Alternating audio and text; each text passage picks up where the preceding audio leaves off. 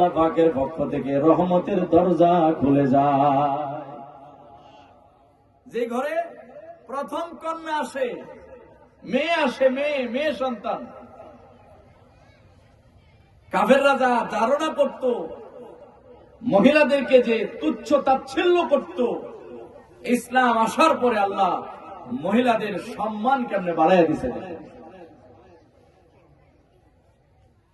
এবং রাসূল করিম সাল্লাল্লাহু আলাইহি ওয়াসাল্লাম বলেছেন, আপনারা জানেন, শুধু স্মরণ করাই দিচ্ছি, যার ঘরে একটা কন্যা সন্তান হয় সে সন্তুষ্ট থাকে, সে বলে, আল্লাহ তুমি আমাকে কন্যা দিয়েছো, আমি কন্যার উপরেই সন্তুষ্ট আছি, আমি কোনো রাগ করি নাই, মন খারাপ করি নাই।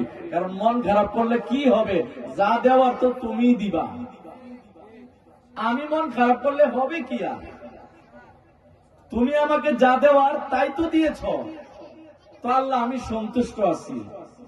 আল্লাহর নবী সাল্লাল্লাহু আলাইহি সাল্লাম বলেছেন, আল্লাহ তাআলা এই কন্যা সন্তান জন্মের পরে পিতা খুশি হইছে, সন্তুষ্ট আছে, এই জন্য আল্লাহ খুশি হইয়া তাকে একটা জান্নাতের মালিক বানায় দিবে।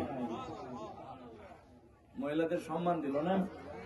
মায়েরা, আপনি কোন পুরুষের ঘরে জন্ম হইলে ওই পিতা যদি আপনাকে দেখা খুশি হয়, আপনাকে দেখা খুশি হয়, আরে পিতা যদি আপনাকে দেখা খুশি হয়, আল্লাহ তাআলা জান্নাত দেয়।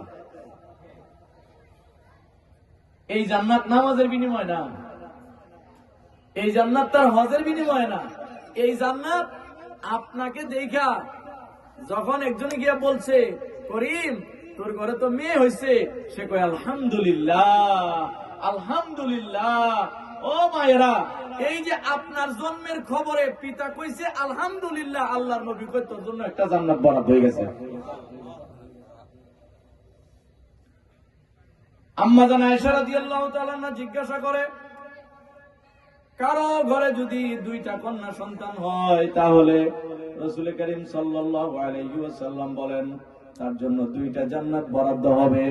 আম্মা জান আয়েশা রাদিয়াল্লাহু তাআলা আনহা বলেন, কারো ঘরে যদি তিনটা কন্যা সন্তান হয়, নবীজি সাল্লাল্লাহু আলাইহি ওয়াসাল্লাম বলেন তার জন্য আল্লাহ তিনটা জান্নাত বরাদ্দ করবে।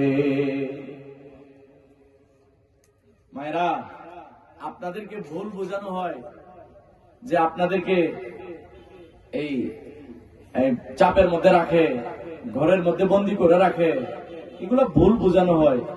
কারো এক একজনের সম্মান তো এক এক জায়গায়, এক একজনের সম্মান এক এক জায়গায়, সবার সম্মান তো সব জায়গায় না। বলুন তো, মুসল্লিদের সম্মান কি ইমাম সাহেবের জায়গায় যায় দাঁড়ানো না পিছনে দাঁড়ানো? বলুন, মুসল্লি তো মুসল্লি থাকবে পিছনে দাঁড়াইলে।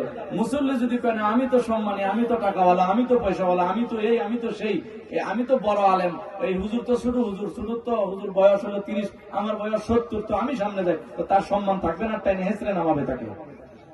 বলুন তো, যার সম্মান যেখানে সেখানে যদি থাকে, তার সম্মান ঠিক থাকে।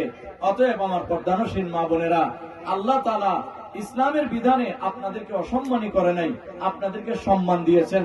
যেমন এই দেখুন, আপনি যদি কোনো পিতার ঘরে জন্মগ্রহণ করেন, আর ওই পিতা যদি আপনাকে দেখে সন্তুষ্ট হয়, তো পিতা সন্তুষ্ট হওয়ার জন্য কত বড় খুশখবরি পিতারে দিয়ে রাখছে, যে সাবধান, যদি জান্নাতের খুশখবরি নিতে চাও, তাহলে মেয়ের সন্তানের চেহারা দেখা সুসংবাদ পাইয়া তুমি যেন সন্তুষ্ট হও, তুমি যেন হাসি দেও, মন খারাপ করা যাবে।